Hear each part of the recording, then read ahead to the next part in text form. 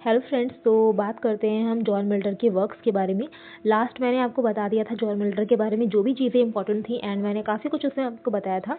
अगर आपने उनको नहीं देखा है वीडियोस को तो आप ज़रूर उसको वॉच करिएगा। एंड उसमें उनकी पूरी लाइफ हिस्ट्री, उनके जीवन में क्या क्या उन्होंने मतलब उनके सन के बारे में, उनके चाइल्ड के बारे में, उनकी डॉटर के बारे में, उनकी वाइफ के बारे में, मतलब all the things about John Milton वो मैंने आपको बता दी थी। ठीक है, तो मैंने आपको बोला था कि अगले जो वीडियो होगा तो उसमें हम बात करेंगे इनके वर्क्स के बारे में। ठीक है, तो आइए इनकी वर्क्स हम जान लेते हैं, जॉन मिल्टन की वर्क्स के बारे में देख लेते हैं। तो इनका पोइट्री एंड ड्रामा की अगर हम बात करें, तो इसमें इन्होंने लिखा है ला अलिग्रो। ठीक है, ला अलिग्रो 1631 में आया है, पब्लिश हुआ है। इल पेंसरोसो 1631 में। इनको सिस्टर्स पोएम भी कहा जाता है, ये भी आपको याद रखना है, बहुत ही इंपॉर्टेंट है एग्जाम के लिए। ला एलिग्रो इल पेंसरोसो को सिस्टर पोएम कहा जाता है। ठीक है, जिसमें ला एलिग्रो का मतलब होता है एक हैप्पी मैन, एंड इल पेंसरोसो का मीन्स होता है जो मेलंकली पर्सन होता है, उसको इल पेंसरोसो नाम दिया गया है। ठीक है, एंड 1634 में कोमस आता है। कोमस एक मास्क है। ठीक है, कोमस एंड अर्किडस दोनों ही मास्क हैं। कोमस ज़्यादा पूछा जाता है कि कोमस क्या है, तो कोमस एक मास्क है। A masque presented at Ludlow Castle, ये इसका पूरा नाम है। Comus a masque presented at Ludlow Castle. Okay, जो कि 1634 में पब्लिश हुआ था या फिर आया था। ठीक है, लिसरस की अगर हम बात करें तो 1637 में इसे कंपोज किया गया था, मतलब लिखा गया था, लेकिन लिसरस पब्लिश हुआ है 1638 में। ठीक है, लिसरस इनके जो फ्रेंड होते हैं वो ड्राउन हो जाते हैं आयरिश सी में, तो उनके लिए इन्होंने लिखा है। लिसरस जो है वो एक पास्टरल एलिजी है। पास्टरल एलिजी के बारे में आपको बता चुकी हूँ, जिसमें जो पोएट होता है, जो भी लिख रहा होता है उस एलिजी को, ठीक है, तो वो अपने आप को अज्यूम करता है एक शीफर्ड, और सामने वाला जो होता है उसको भी शेफर्ड ही एज्यूम करता है। ठीक है, तो वो नॉर्मल एलर्जी नहीं होती है, वो एक पास्टरल एलर्जी, यही हम कहते हैं कि इसमें शेफर्ड एज्यूम करता है पोएट अपने आप को, या जिसके लिए वो लिख रहा है उसको भी। 1645 में poems of mister John Milton both English and Latin, आपने याद रखना है, इसमें आपका इंग्लिश और लैटिन दोनों ही इंक्लूड हैं, मतलब कॉन्क्लूड नहीं है, इंक्लूड है।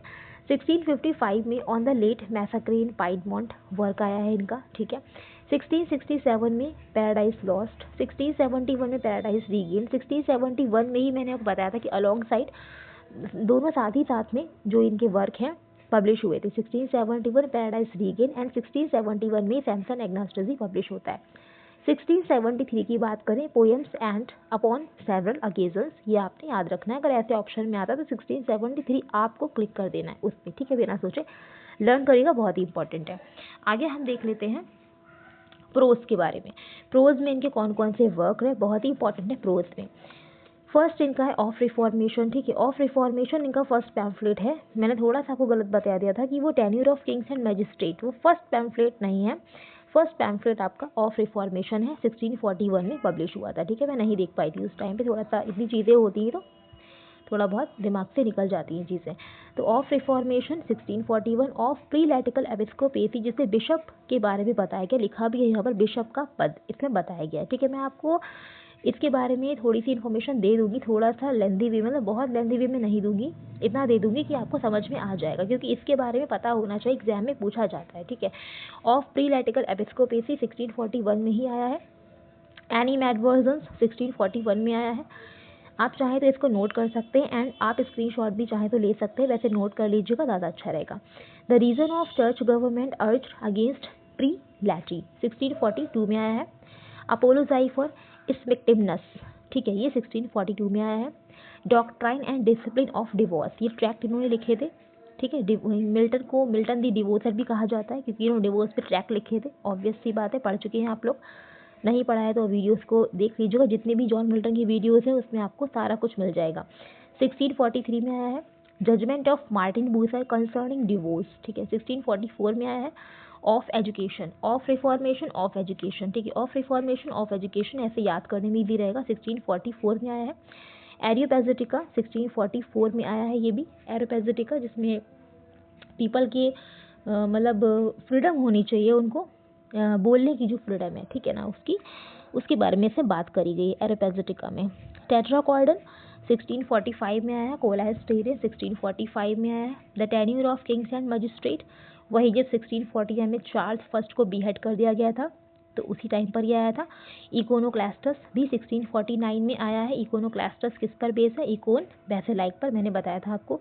डिफेंसियो pro Populo Anglicano first defence 1651 में। डिफेंसियो सेकुंडा सेकेंड डिफेंस 1654 में।